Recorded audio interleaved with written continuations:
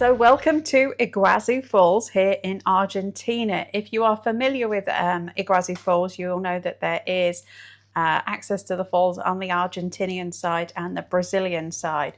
A little bit like Niagara Falls, how you can go on the US side and the Canadian side. So we are in the national park on the Argentinian side, and we flew up this morning from Buenos Aires. It's about an hour and a half flight. We flew with Aerolíneas Argentinas. No problems, all fine and dandy. We have just got in here to the room.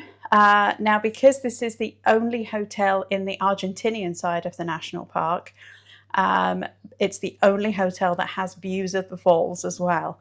There is a hotel on the Brazilian side, a Belmont hotel, but I believe they don't have views of the falls. So it is quite a special place to be, and the price reflects that. But I'll come to that at the end. We'll give you a quick tour first. So we originally booked a falls view room, a deluxe double room. Basically, on arrival, we decided to upgrade. We could get a junior suite. So we're actually in a deluxe junior suite here. Honestly, it's all about the views. The views are incredible. Like I said, it's very rainy today when we got here, and we've already got epic views. So I'm hoping tomorrow when the weather's better, you'll be able to see much better. But we have a king-size bed, very nice, feels quite nice and plushy. We do have a double vanity, and the bathroom is completely open to the rest of the room. Some of you are going to like that, some of you are not.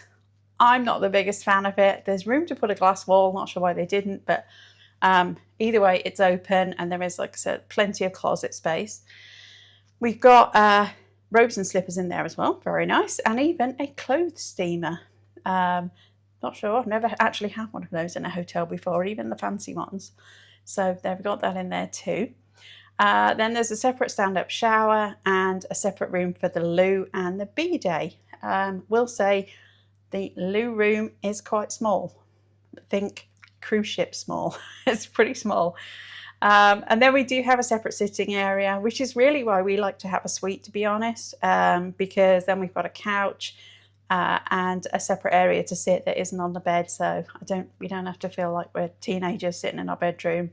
Sometimes it's okay, but if we can get a couch, we prefer it. So we do have a nice couch and a chair, a couple of chairs, and a really big TV. Gonna hazard the TV's about 60 inches. Haven't tried a Fire Stick yet, but it looks fairly modern, so we're hoping we can get the Fire Stick in there. We are only here for 3 nights though, so yeah, we can live without the TV. I know. And that's not why we're here, it's just that it's really rainy, so we're not going to go to the park today. The big selling point here is the mega epic sized terrace, which is probably the same size as the room. The room is 52 square meters, which I don't know what that is in square feet. I think probably about 800. 500 I'm being mouthed at. I'm no good at math. So it's a very good sized room. I would guess that the terrace is equally as big. We do have a table and chairs out there and a nice big sunbed with a kind of cabana type one, which is very nice. Big thing here though, we were warned when we checked in to beware of the monkeys. Now, we've stayed in places before where there's monkeys, but this is the first place we have actually been told not only do you need to keep the doors closed, you need to keep them locked when you are not in the room, because apparently the monkeys are very resourceful and have worked out how to open the doors, and you don't want a monkey in your room. I mean, you might. I wouldn't mind. You could give them a cuddle. But they don't look the friendliest monkeys. We've already seen a couple above us. And yes, I can see they are just kind of chilling and walking around. So we have been told to keep the monkeys out. But yeah, it's pretty nice. Like I said, it is all about the views here. I'm not going to lie, it is a little bit dated. And we did ask to look at a different room. And we did look at the same style room, which had been more modernised. But the view wasn't as good, and ultimately you are here for the view. It was only like 2 rooms further along. We are on the first floor, and basically all of the fancy rooms, because they've showed us the presidential suite and the royal suite as well, are all here on this first floor. So The views are incredible, and the terrace is incredible.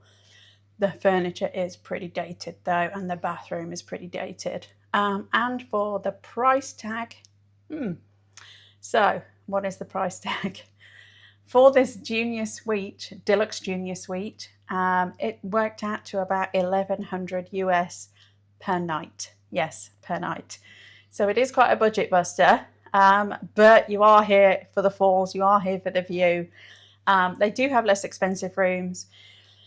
The regular room that we had booked, the king room that we had booked originally, was about 2,300, I think, from memory, for the 3 nights. So it was quite a bit cheaper, but literally half the size. We did go and look at that regular room, and they're pretty small. It's pretty cramped.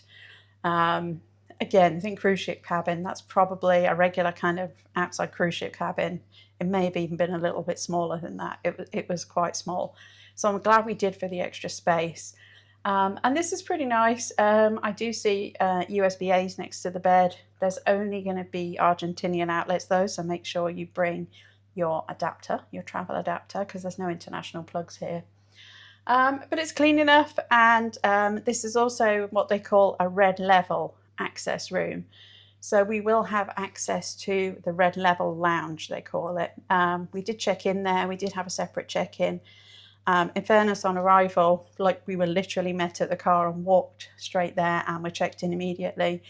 But the Red Level Lounge includes some other benefits, so like a concierge service, and between noon and 8 p.m. there's snacks in there, and availability for drinks and alcoholic drinks for 8 hours a day, which is a lot. So far so good. Like I said, hopefully we'll be able to show you outside when the weather's better as well. So the next couple of days we're going to be heading to the national park. We'll be doing the Brazilian side and the Argentinian side. So stay tuned, more to come. So welcome to Falls Iguazu Falls, and we are at the Brazil side today. Yes, we just thought we'd jump in a car and go over to Brazil for the day.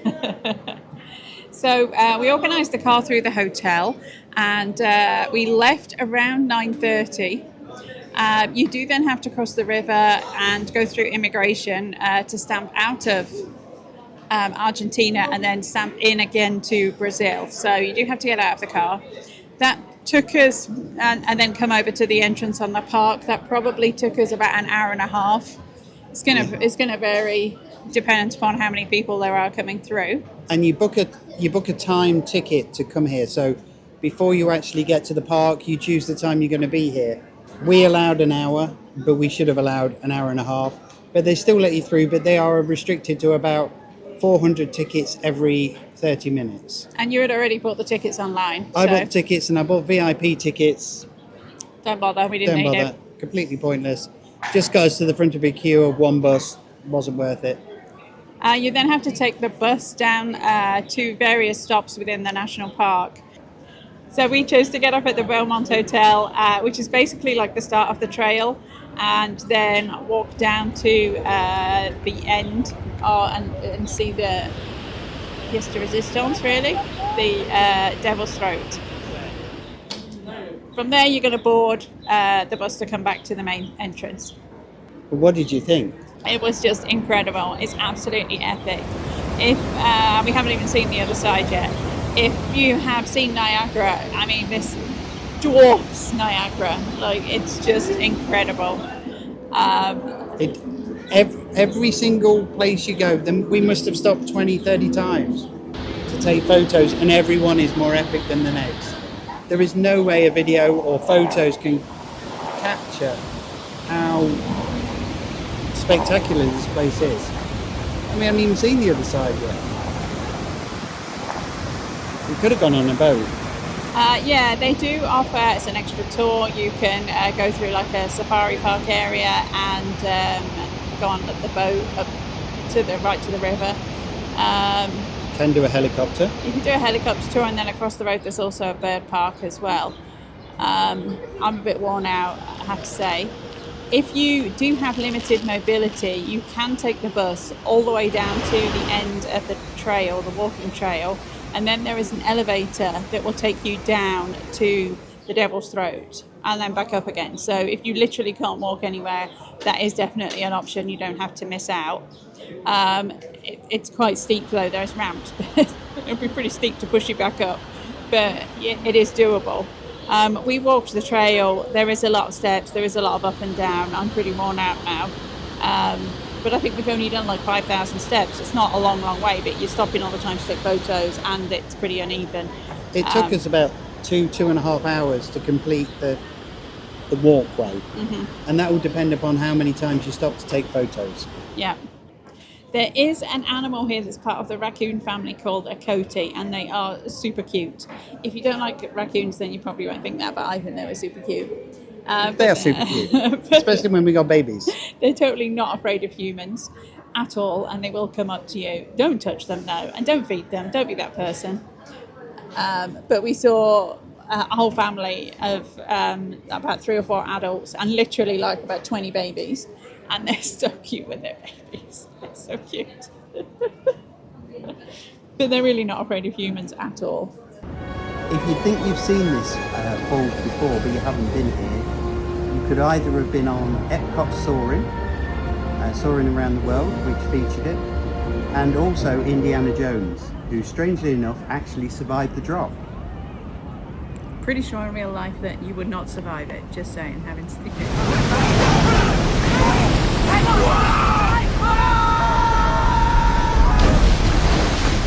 On our way back from the Brazilian side, we did ask the driver to make a slight detour into the town. So we are here at an area called Tres Fronteras, Which we didn't even know existed until a couple of hours ago. And it's called Tres Fronteras because you can see 3 countries. We are currently standing in Argentina, and over my left shoulder here is Brazil, and on this side of the bridge is Paraguay. So you can stand here and see the 3 countries, and they do have these cool pillars with the flags on of each country too. Pretty cool. And we're in the town of Iguazu now. And there's also an Iguazu sign as well if you want to go take a selfie in front of the Iguazu sign as well, which of course we did. And there's some little market stalls there as well with souvenirs and things as well. The town actually looks very nice. I'm sure most people are actually going to stay in the town. It looks very nice. There's a whole area that's all restaurants and shops. So the following day we headed to the Argentinian side of the falls, which because of the hotel we're in, which is right in the national park, is very easy. There's 3 loops here on the Argentinian side. So basically an upper loop, a lower loop, and then the Devil's Throat loop. Of the 3 trails, the first one that we did was the upper loop, and that is, when I say it's wheelchair accessible, they have these special wheelchairs that have got kind of special They're a bit like beach wheelchairs. If yeah. you've seen beach wheelchairs. I would not like to be pushing one, but it is accessible. Yeah. There's not really any steps at all, is there? Not on the upper loop, no. But the trails, when we say trails, it's a metal walkway. Basically, it's a metal framed walkway for probably 90% of all the trails. And it goes over the falls. So a lot of the time, not all the time, but a lot of the time the falls are underneath you. So at every opportunity you literally can look over the falls, or you can look to the side of the falls. I mean, honestly, every single way you look is a different view. Spectacular would be a difficult... It's hard to put into pictures, words, or kind of video. We're sitting here in our hotel. We can hear the falls. And we are half a mile away. And we can hear them, and we can see the spray going up, forming clouds, because the spray is so strong. So the upper loop is going to be just over a mile. I think it's 1.1 miles. It's a fairly level walk. I managed it. It's not too challenging. And the end of that trail is going to bring you almost to the train station. So there is a small narrow gauge train that will then take you up to the Devil's Throat loop. You do have to get a ticket. It's free. But you do have to get a ticket just so that I think they can plan people and don't have a whole ton of people waiting around. We had to wait about 40 minutes to get on the train, and the train is maybe like a 15-minute ride. If you are coming in from the main entrance, you can get on the train at the main entrance too, and it will also take you back to the main entrance, but we got on at the station closer to the end of the trails. So after your little train ride, you're going to end up at the Devil's Throat station, where again there is another metal walkway, and this one is 90% over the water. You're walking across kind of the lake at the back of the top of the Devil's Throat, and that then takes you out onto the kind of pièce de résistance, which is basically the viewing platform at the end of the walkway over Devil's Throat. You will get wet. When that wind blows towards you, you're going to get absolutely soaked. This was definitely the most force you felt, I think, from the falls in this particular spot. And yes, the wind generated from it was really quite incredible. So again, this loop at the Devil's Throat is going to be about another mile. And then you'll walk back. You'll end up back at the train station to get on the train again to come back to the top of the trails. If you are so inclined, we were pretty tired by this point, or I definitely was. You could then do the third loop, which is going to be about another mile. We chose to do that this morning, which was our last day here. The lower loop, A, I would say, is the most challenging physically, but B, it says it's a mile, but it definitely, it was actually, because my phone, my watch logged it, but it felt a lot quicker than the others. I don't know why, but it did. But there's quite a lot of steps on this particular one, and you have to go down quite a steep slope to get to it as well. And there are branches off it. You can go different ways, but you always end up back on the same route, but there are little diversions as you go along. With sort of separate viewing platforms. This one, actually, the lower loop, I think, had some better kind of panoramic views of the falls than the upper loop did. But the upper loop, you really felt like you were on top of, because you are, on top of the falls. There are still areas, again, it's the whole metal walkway thing. There are still areas where there's spray though, and it can get a little bit slippery. Again, make sure you wear reasonable shoes. The Argentinian side though, I feel like they've definitely less commercialized it. It's much more about a nature visit, and they're way more interested in you looking at the flora and fauna and the birds, and we saw birds and lizards and all that kind of stuff too, but it's way less commercial on this side. You're going to see a lot of animals here. You are in the middle of the jungle. This hotel is, and so are both waterfalls. But generally the animals you will only see when there's food. So on the Brazilian side, there's concession stands, you can buy the food, and you'll see coatis and monkeys. So the coati is a member of the raccoon family. So they're a bit like a cuter, fluffier raccoon, I think is maybe the best way to describe them, but they're not bothered by humans at all. They will come right up to you and be right next to you. So don't be freaked out by it, but also don't try and pet them. They do bite, apparently. There's some vicious, I'll put a poster up here of the kind of injuries that they can cause you. They've got deep teeth, the monkeys and the coatis. People were feeding them, people were chasing them, people were prodding them. Don't be that person. Yeah. Generally, you won't see the coatis. They're hidden in the jungle unless there's food around, and people do try and feed them and stupid stuff like that. And we did see a couple of very cute families though. There was one with a group of, it had to be like 20 babies. There was a lot of them, and they walked right across the path in front of us. They're not bothered about humans, but yeah. Then at the train station on the Argentinian side, there was a lot there at one of the food concession areas, and people were literally just hounding them and grouping around them that they couldn't get out. And it's, we all want a photo of them, but be respectful. The concession side on the Argentinian side, there was also some monkeys. There was a little family of monkeys. Again, they stay high up though, so people were taking photos, obviously, but there was 3 babies and an adult monkey, which are very cute too. But the staff are very much on it on both sides, aren't they, at the concession areas? They are, but the difference is that on the Argentinian side, you can eat your dinner in this cage, which Yes. is a different way around it. So You they are put in the the people in the cage. cage. Not the animals are in the cage. I would suggest that if you have any food, you do eat it in the cage. The people that were eating the food outside of the cage were the Coatis, and the monkeys were coming up to them, and much as you think it might be funny or cute or whatever, they can injure you. They can give you a nasty injury. So don't encourage them. Just go into the cage. I think it's really interesting they put the people in the cage, not the animals. I really like that idea.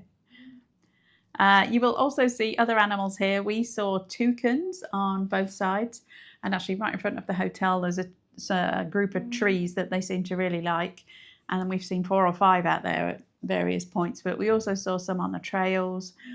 We saw some monkeys on the trails, coatis, a ton of butterflies, if you like butterflies.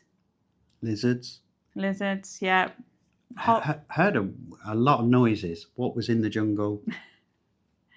I don't know. We have got bitten because I kept forgetting to put bug spray on, which, coming from Florida, is not good. I should be better informed than that. I've seen mixed reports here. I've seen some people say they didn't need bug spray and some say they did. I think because we had so much rain, that's probably why there's so many bugs out.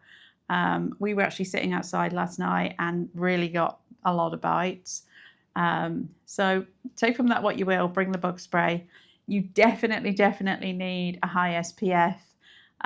We had all great intentions of filming this video outside, but today is actually the nicest day we've had, and it's very hot.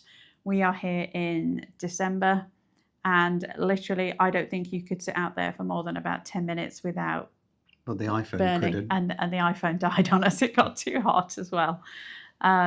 So bear that in mind. Bring a lot of sunscreen. When we were doing the trails, I actually had a black, like a rash guard on, so that I know that has SPF in, and it was full sleeves, as well as other clothing and sunscreen and face screen and hats. So and we used waterproof shoes. Yes, we have water shoes again because we need them for Galapagos anyway. So if you didn't have waterproof shoes, either A, your shoes are going to get ruined, or they're going to take a long while to dry, but bear that in mind too. Most people we've seen have been in hiking shoes, some form of hiking sandal shoe or canvas shoe that was waterproof. Some people were wearing high heel wedges. There was a couple of people, yes.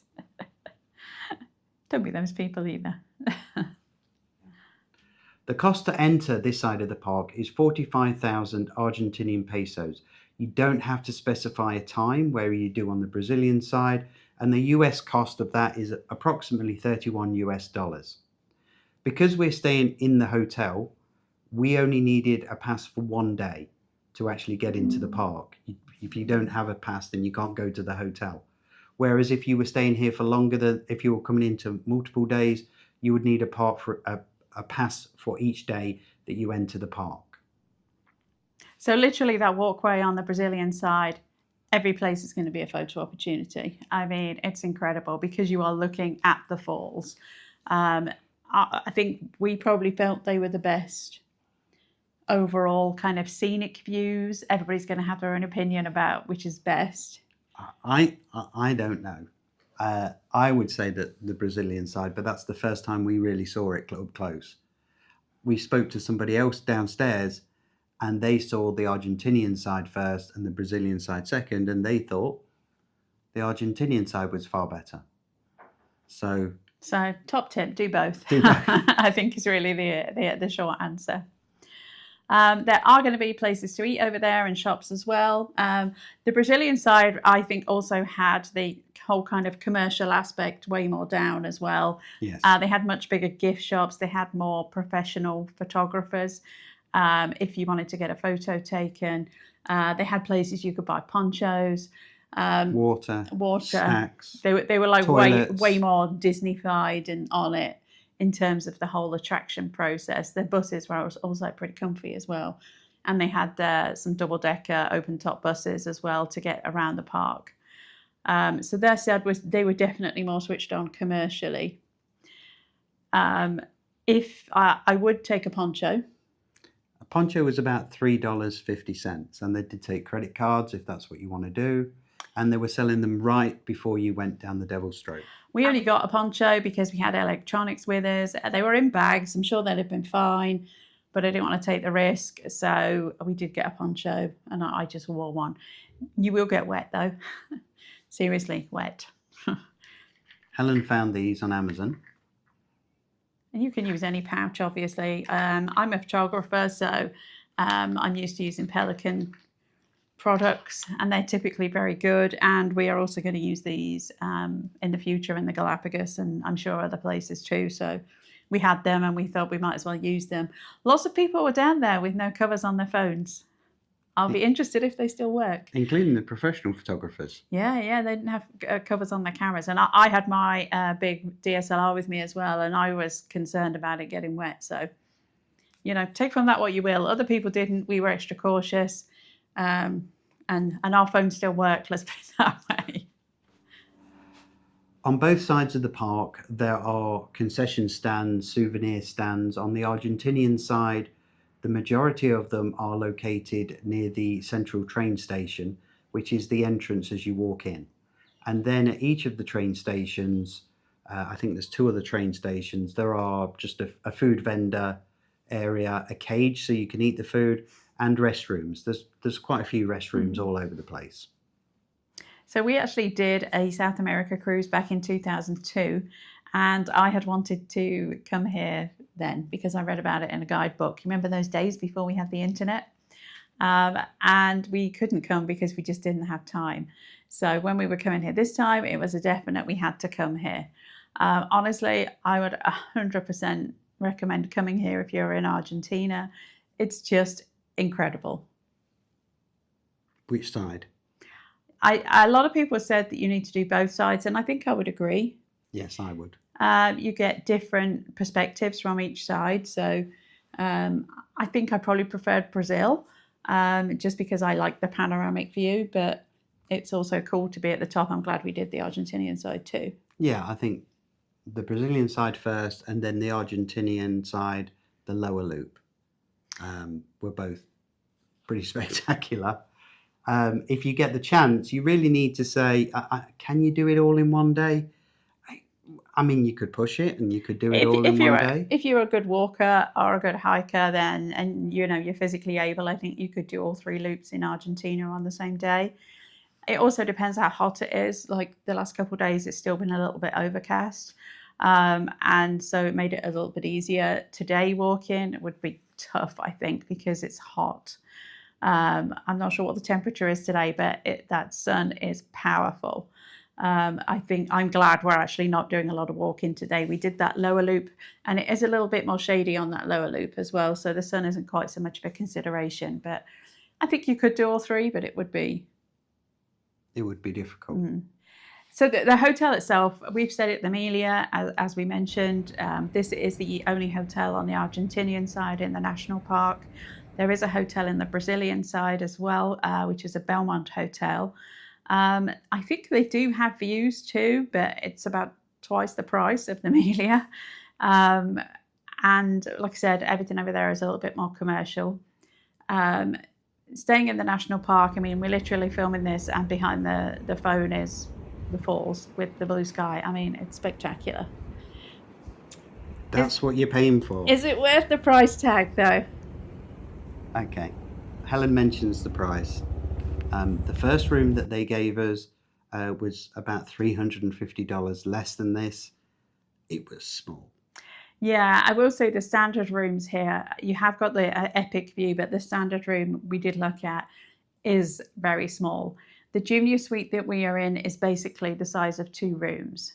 So I think we mentioned at the start on the room tour that the standard room, I think, is only about 270 square feet. So think like ship cabin size. It's pretty small, but you do have a balcony and you do have an epic view of the falls. We went for the junior suite. We sat out on the balcony last night on the sunbed that's out there. Did get bitten, but the view is stunning. The sunset is stunning. You can see the toucans. The actual hotel itself is pretty good. Is it as good as I think the price tag should suggest? Absolutely not. Yeah, not really.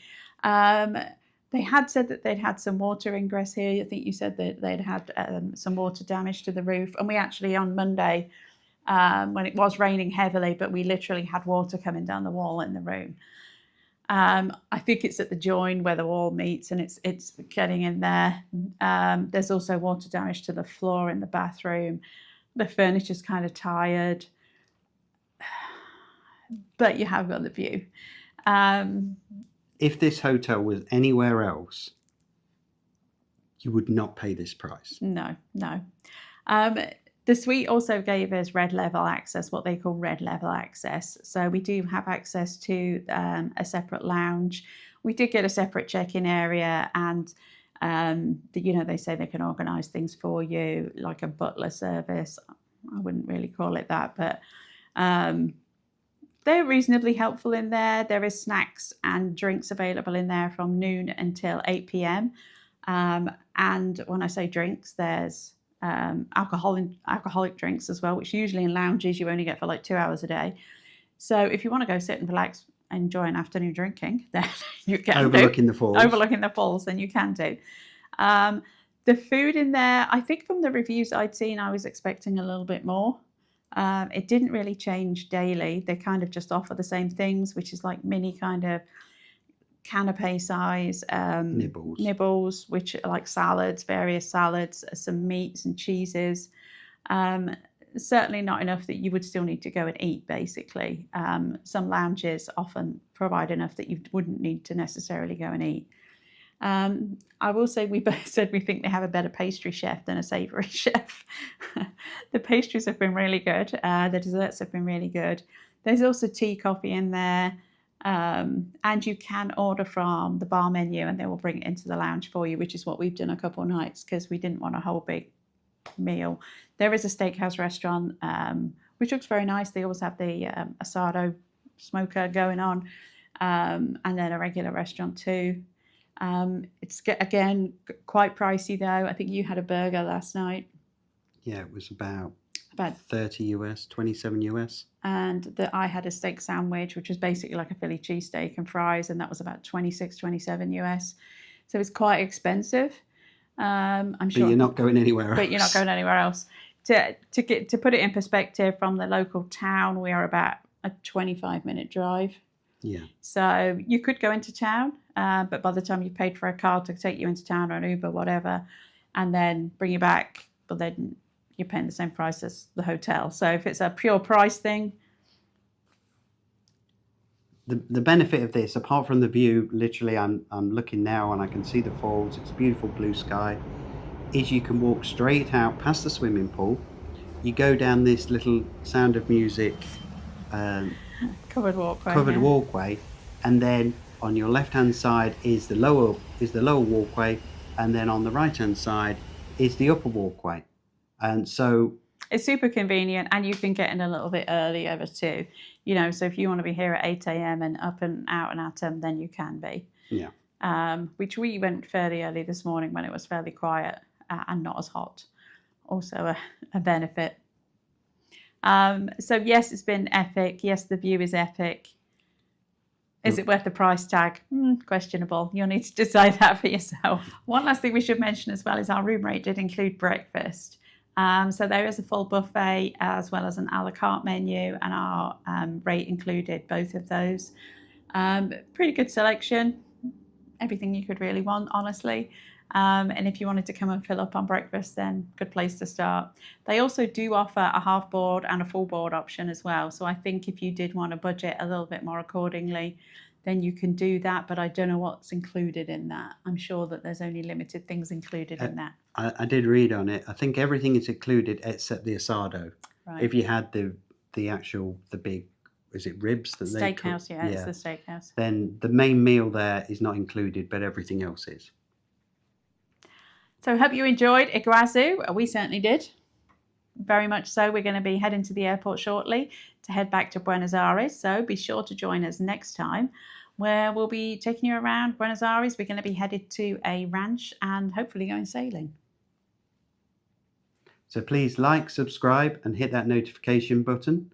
And remember, you're here for a good time, not for a long time. We'll see you in the next one. Bye for now.